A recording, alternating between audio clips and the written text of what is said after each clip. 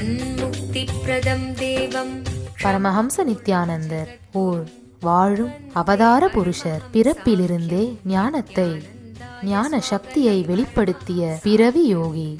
தமிழிலும் ஆங்கிலத்திலும் பரமஹம்சர் அருளியிருக்கும் 500க்கும் மேற்பட்ட புத்தகங்கள் தெலுங்கு, கன்னடம், மலையாளம், ஹிந்தி, சமஸ்கிருதம், Gujarati, Oriya, Bengali, Marathi, French, Croatian, Polish, Portuguese, Italy, German, Danish, Spanish, ரஷ்ய மொழி, சீன மொழி போன்ற 26 சர்வதேச மொழிகளில் மொழிபெயர்த்து வெளியிடப்பட்டுள்ளது.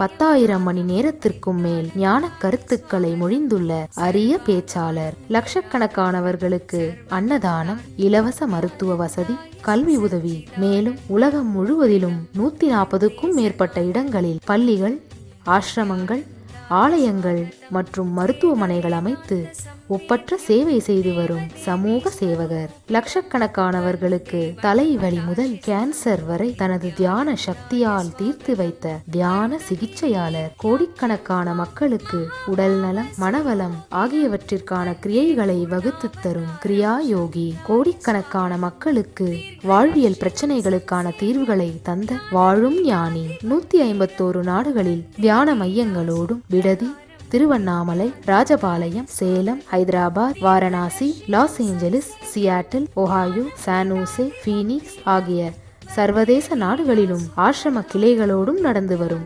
உலகளாவிய நித்யானந்த தியானபீட ஆன்மீக இயக்கத்தின் நிறுவனர். 1 கோடிக்கும் மேற்பட்ட சீடர்களால் ஆத்மார்த்தமாக பின்பற்றப்படும் ஞான குரு. தீட்சையின் மூலம் சக்தி பரிமாற்றத்தை நிகழ்த்தும் அவதார சக்தி.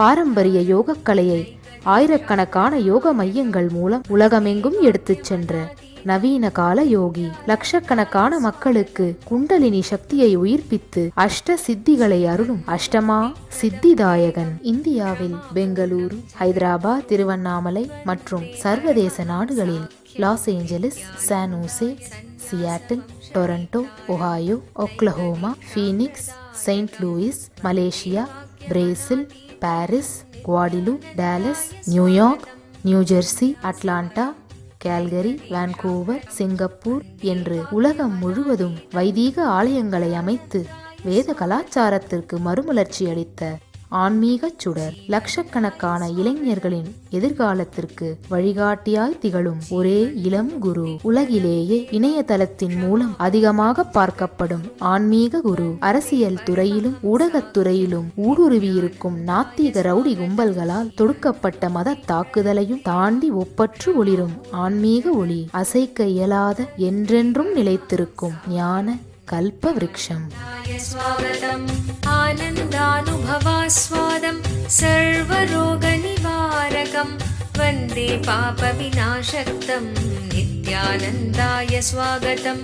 நித்யமுக்தம் நிர்விகல்பம் தியானலோக பிரதீபகம் வந்தே சாந்தமயம் பந்தம் நித்யானந்தாய ஸ்வாகதம். ஆனந்தகந்த சஞ்சாரம் சர்வோபாதி விநிர்முக்தம் வந்தே ஞானாலயம் நாதம் நித்யானந்தாய ஸ்வாகதம்.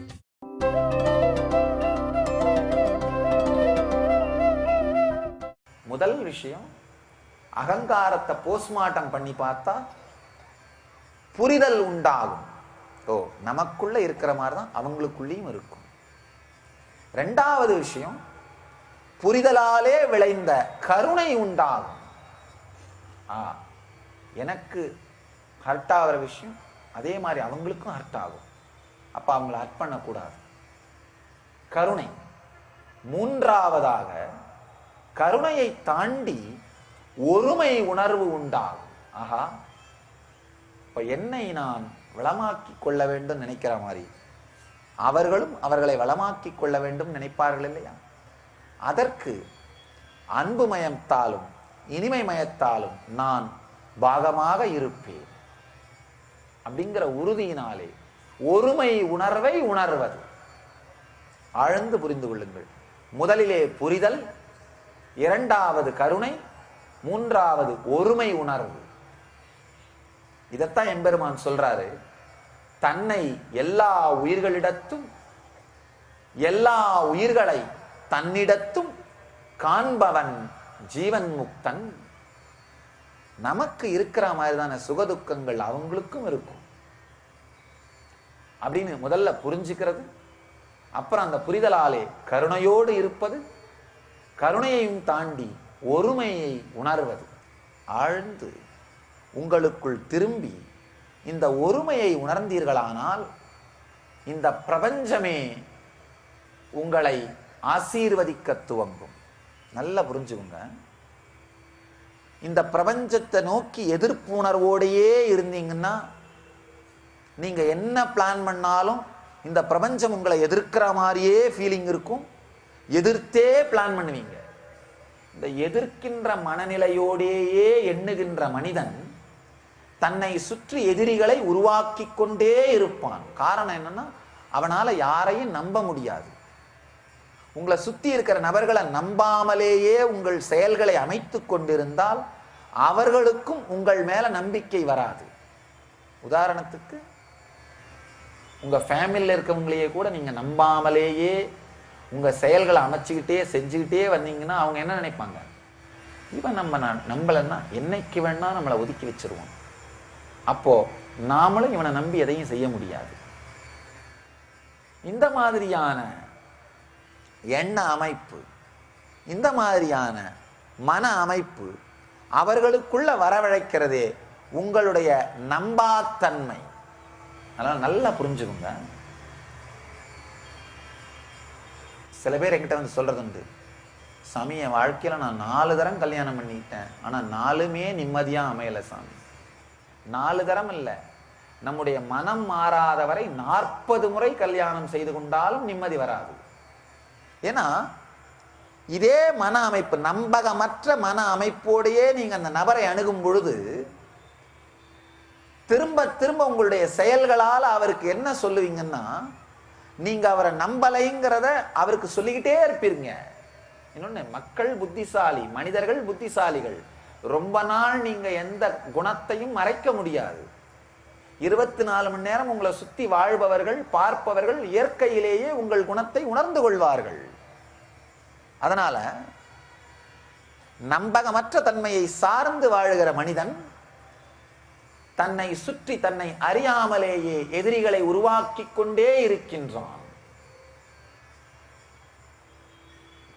ஆழ்ந்த கருணையோடும் ஒருமைத்தன்மையோடும் வாழத் துவங்குகின்ற மனிதன் தன்னை சுற்றி இனிமையான மனிதர்களை உருவாக்கி கொண்டே இருக்கின்றான். தன்னை சுற்றி ஒரு இனிமையான சூழலை உருவாக்கி கொண்டே இருக்கின்றான். நல்ல ஆழ்ந்து புரிந்து கொள்ள வேண்டிய சத்தியம் என்னன்னா, என்னதான் நீங்க மறைக்க முயற்சி பண்ணாலும் உங்களுக்குள் இருக்கின்ற குணத்தை மறைக்க முடியாது.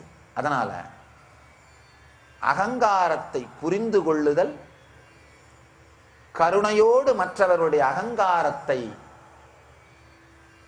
எதிர்கொள்ளுதல், ஒருமை உணர்வோடு 2 அகங்காரத்தையும், உங்கள் அகங்காரம் அவர்கள் அகங்காரம் இரண்டையும் தாண்டி ஒருமை உணர்வோடு எல்லாவற்றையும் உணர்தல். இந்த 3 நிலைகளையும் புரிந்து கொண்டு 3வது நிலைக்குள்ளே செல்லும் பொழுது நீங்கள் ஜீவன் முக்த தன்மையை உணர்கிறீர்கள். அதனாலதான் கருணை ஜீவன் முக்தியை நோக்கி உங்களை அழைத்து செல்லுகின்ற மிகப்பெரிய சாதனை.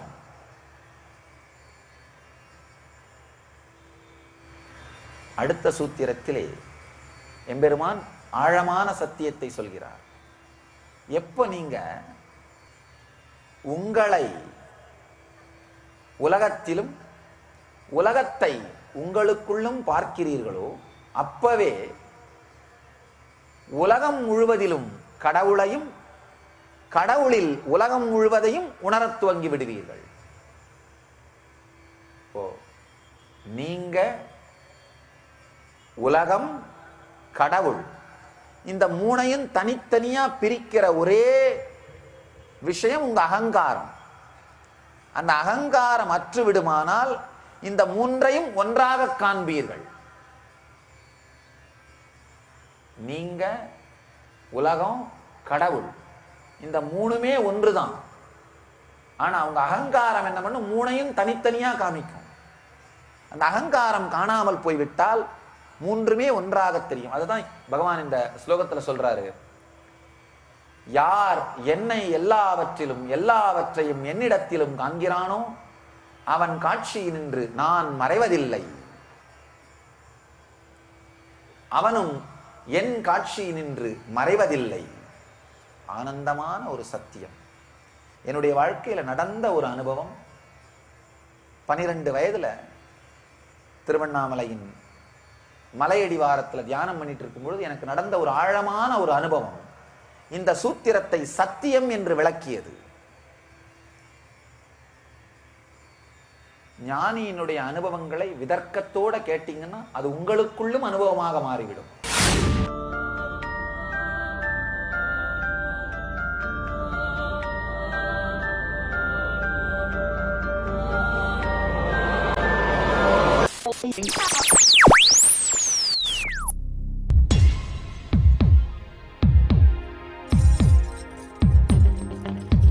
தீராத நோயிலிருந்து விடுபட வேண்டுமா?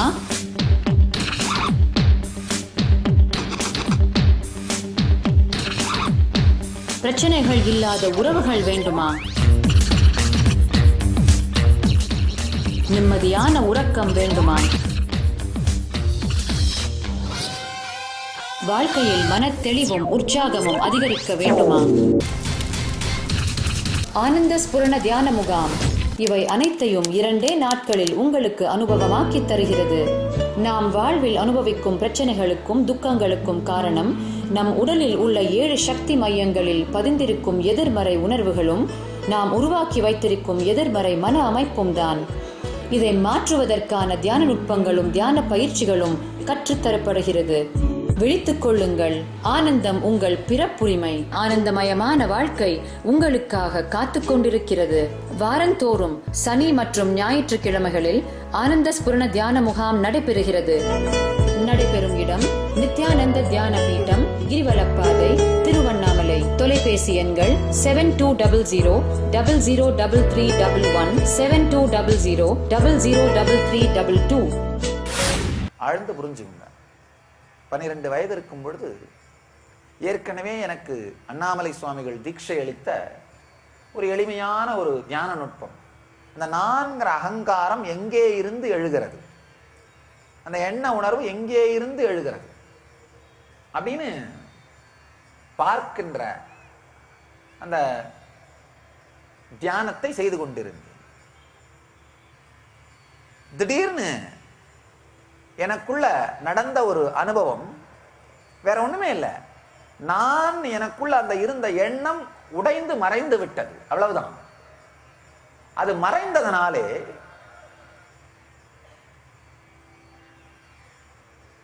என்னை சுற்றி இருந்த பிரபஞ்சம் முழுவதையும், இயற்கை முழுவதையும், உலகம் முழுவதையும் ஒரே நேரத்தில் பார்க்க முடிந்தது மட்டுமல்லாமல் அவை அனைத்துமே நான் என்கின்ற ஆழமான அனுபவமானது.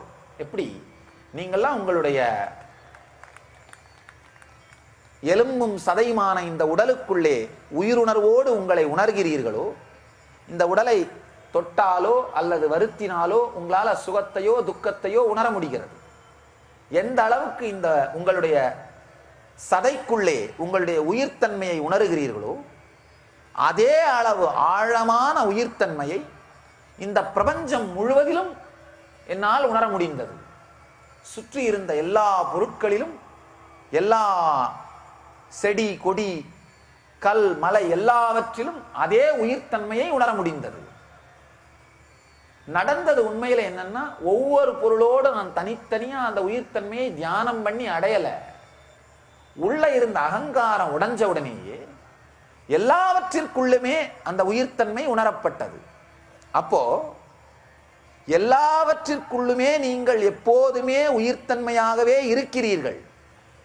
எல்லாவற்றிற்குள்ளும் நீங்கள் இருக்கிறீர்கள் அப்படின்னு உங்களை உணர விடாமல் தடுப்பது எதுன்னா, இது மட்டும்தான் நீங்கள்னு உங்களை குறுக்கி கொள்ளுகின்ற, உங்களுடைய எல்லையை சுருக்கி வைத்திருக்கின்ற அகங்காரம். அந்த அகங்காரம் உடையுமானால் எல்லை கடந்த உங்களுடைய பேருணர்வை உங்களால் அனுபவிக்க முடியும். அந்த பேருணர்வு தான் எல்லாவற்றிலும் கடவுளை காண்பது, கடவுளை எல்லாவற்றிலும் காண்பது. அப்ப அந்த மாதிரி நான் உணர்ந்த பொழுது எல்லாவற்றின் மீதும் ஒரு ஆழமான அன்பும் பொங்கி பெருகுகின்ற பக்தியும் எனக்குள் மலர்ந்தது. எல்லாவற்றுக்குள்ளும் உங்களுடைய உயிர்த்தன்மையை பார்த்தீங்களானா உங்களை அறியாத ஆழ்ந்த அன்பு பொங்கும்.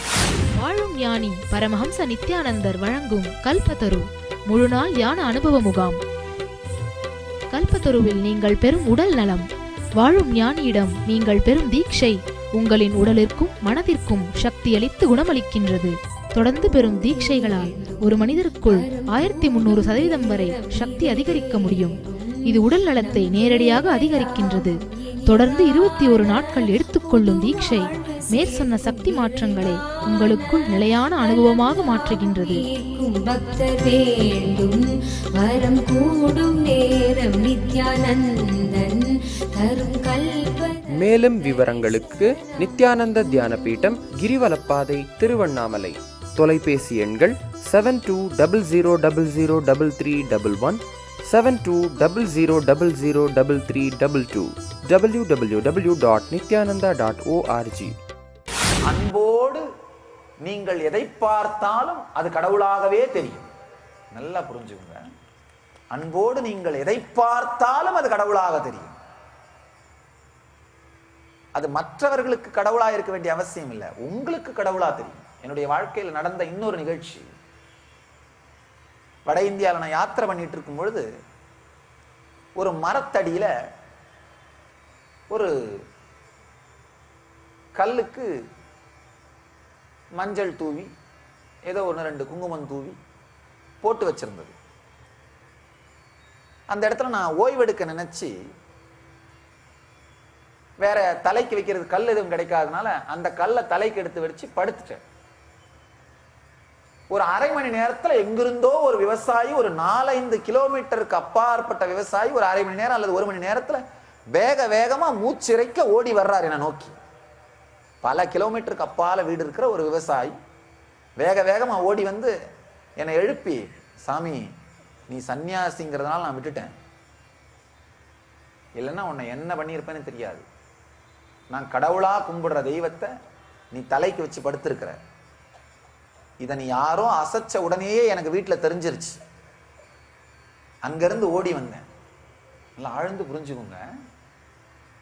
ஒரு பொருளை ஆழ்ந்த அன்போடு அவன் கடவுள் என்று வரித்து விட்டால் கடவுள் சக்தி அந்த பொருள் மூலமாக அவனுக்கு அருள் செய்து துவங்கி விடுகின்றது.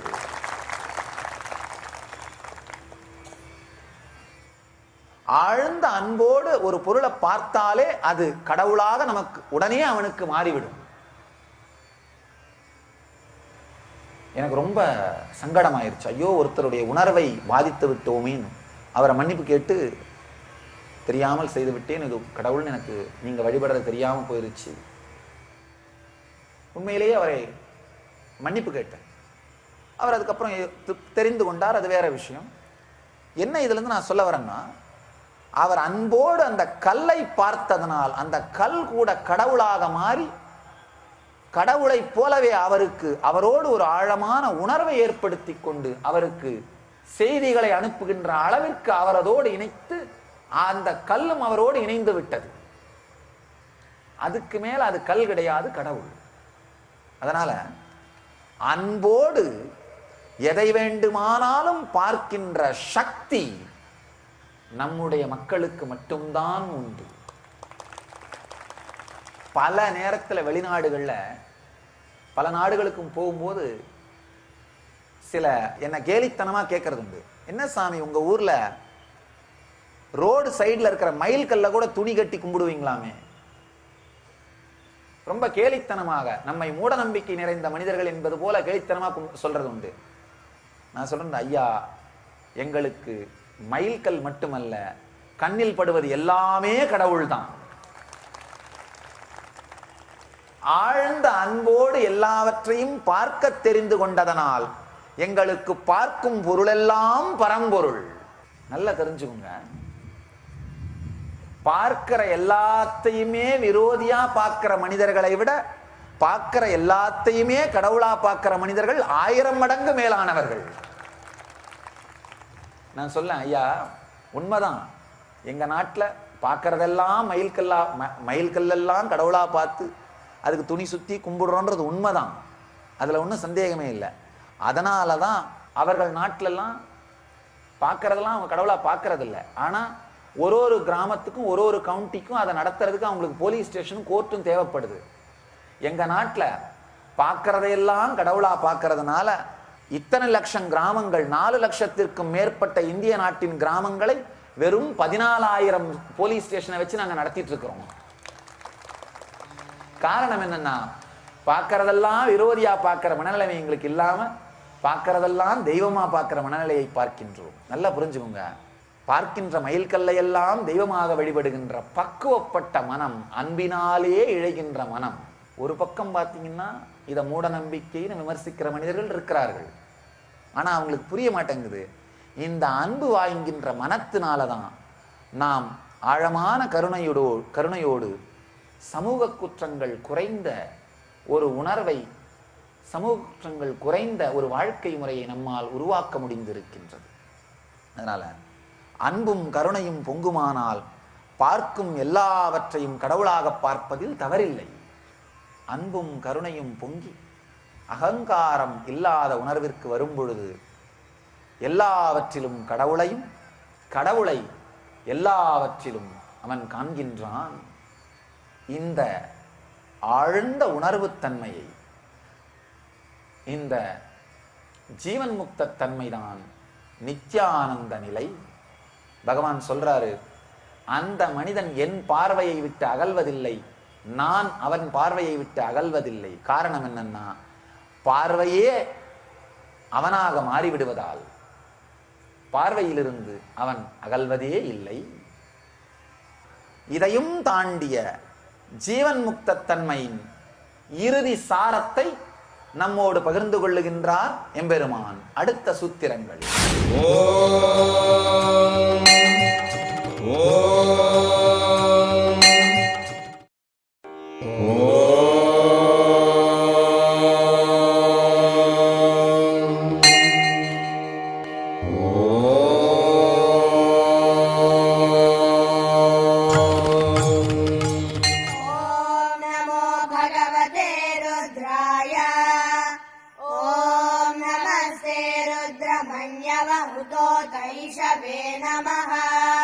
नमस्ते अस्तु धन्वने बाहुभ्यामुदते नमः। या तैष शिवतमा शिवं बभूव ते धनुः शिवा शरव्याया तव तया नो रुद्रमृडया। या ते रुद्र शिवा तनूरघोरा पापकाशिनी तया नस्तनुभाषन्त। அடுத்த சூத்திரங்கள். तपस्विभ्योऽधिको योगी ज्ञानिभ्योऽपि मतोऽधिकः कर्मिभ्यश्चाधिको योगी तस्माद् योगी भवार्जुन। योगिनामपि सर्वेषां मद्गतेनान्तरात्मना श्रद्धावान् भजते यो मां समे युक्ततमो मतः। तपस्विभ्योऽधिको योगी ज्ञानिनोभ्योऽपि मतोऽधिक कर्मिभ्यश्चाधिको योगी तस्मात् योगी भवार्जुन। योगिनामपि सर्वेषां मद्गतेनान्तरात्मनः श्रद्धावान् भजते यो मां समे युक्ततमो मतः। योगिनामपि सर्वेषां मद्गतेनान्तरात्मनः श्रद्धावान् भजते यो मां சமேயுக்த தமோமதः. அருமையான சூத்திரங்கள். யோகியானவன் தவம் செய்வோர்களை காட்டிலும் மேலானவன், சாஸ்திரங்களை அறிந்தவர்களை காட்டிலும் மேலானவனாக கருதப்படுகிறான். சாதாரண கர்மிகளை விட அவன் சிறந்தவன். அதனால் அர்ஜுனா யோகியாவாயாக. யார் ஸ்ரத்தையுடன் சித்தத்தை என்பால் வைத்து என்னை பூஜிக்கின்றானோ பஜிக்கின்றானோ அவன் யோகிகள் எல்லோருள்ளும் மிக மேலானவன். என்பதே சத்தியம். பெருமான் ரொம்ப அழகா சொல்றாரு, வெறுமனே காரணம் இல்லாமல் தவம் செய்பவர்கள் அவர்களை விட வெறுமனே வார்த்தையாலே சாஸ்திர விளையாட்டுகள் செய்து கொண்டிருப்பவர்கள், விமர்சனம் பண்றதும் மேலையும் கீழையும், அவர்களை விட பலனிலே ஆர்வம் கொண்டு கர்மங்களை செய்பவர்கள் அவர்களை எல்லாம் விட யோகி உயர்ந்தவன். அந்த யோகிகளுக்குள்ளும் என்னிடம் ஆழமான ஈடுபாடு வைத்து என்னை நினைந்து என்னுள் கரைபவன் மிக உயர்ந்தவன். இந்த சத்தியத்தை ரொம்ப அழகா எம்பெருமான் சொல்றார். படிப்படியாக பக்தி ஞானத்தினுடைய பல நிலைகளை சொல்றார். யூஸ்வலா நம்ம வாழ்க்கையெல்லாம் பார்க்கலாம், எப்படி ஞானம் ஆரம்பிச்சு எப்படி பக்தி ஆரம்பிச்சு அப்படியே வளருது. முதல்ல ஆன்மீக வாழ்க்கை ஆரம்பிக்கும் பொழுது இந்த கோயிலா சுத்துறது, பழனிக்கு பாத யாத்திரை, ஐயப்பனுக்கு யாத்திரை, திருப்பதிக்கு யாத்திரை, பல தெய்வங்களையும் வழிபடுவது. யார் எங்க சொன்னாலும் அங்க போறது. சனிக்கிழமை பெருமாளுக்கு, இல்ல சனீஸ்வரனுக்கு, இந்த கோயில் அந்த கோயில், இந்த க்ஷேத்திரம் அந்த க்ஷேத்திரம், இந்த மாதிரி பல தெய்வ வழிபாடாகவும் பல க்ஷேத்திரங்களுக்கு யாத்திரை செய்வதை போலவும் இப்படிதான் ஆரம்பிக்கும். இந்த யாகம் அந்த யாகம், இந்த பூஜை அந்த பூஜை, இப்படி ஆரம்பிக்கும். அதுக்கப்புறம் மெதுமெதுவா என்ன ஆகும், பல க்ஷேத்திரங்கள் இருந்தாலும் பல யாக யஜ்ஞங்கள் நடந்தாலும் எல்லா தெய்வமுமே ஒரு தெய்வம் தான், ஒரு சக்தி தான் அப்படின்னு ஏதாவது ஒரு தெய்வத்தின் மீது ஆழ்ந்த ஈடுபாடு ஏற்பட்டு அந்த ஒரு க்ஷேத்திரத்துக்கு மட்டும் அதிகம் செல்வது வருவது, அந்த ஒரு தெய்வம் சார்ந்த பூஜைகள் புனஸ்காரங்கள் மட்டும் நடப்பது, இது இரண்டாவது நிலை. அதுக்கப்புறம் அந்த ஒரு தெய்வத்தையும் வீட்டிலேயே வைத்துக்கொண்டு தானே வழிபடுவது, இது மூன்றாவது நிலை. யாரோ ஒருத்தட்ட சொல்லி வழிபடுறது போல தானே வழிபடுவது. அதுக்கு பிறகு வெறும் உடம்பாலே பால் ஊற்றி தயிர் ஊற்றி பூஜைகள் வழிபாடு, இதைவிட ஆழமாக மனதாலே அவருடைய பெயரை மந்திரத்தை உச்சரிப்பதனாலேயே அவருடைய நினைவிலேயே இருக்க துவங்குவது அடுத்த நிலை. அதுக்கு பிறகு அவருடைய பெயர் கூட தேவையில்லை, அவருடைய நினைவே ஆனந்தமயமா ஆக ஆரம்பிச்சிடும். அந்த ஒரு தெய்வத்தினுடைய தியானத்திலேயே இருக்க துவங்குவது. உங்கள் எல்லோரையும் நித்யானந்தத்தில் நிறைந்து, நித்யானந்தத்தில் மலர்ந்து, நித்யானந்தத்தில் கரைந்து, நித்யானந்தமாகிட ஆசீர்வதிக்கின்றேன். நன்றி. ஆனந்தமாக இருங்கள். நித்யானந்த தியானபீடம், நித்யானந்தபுரி ஆஃப் மைசூர் ரோடு, விடுதி, பெங்களூர். 9742203311 08027202084.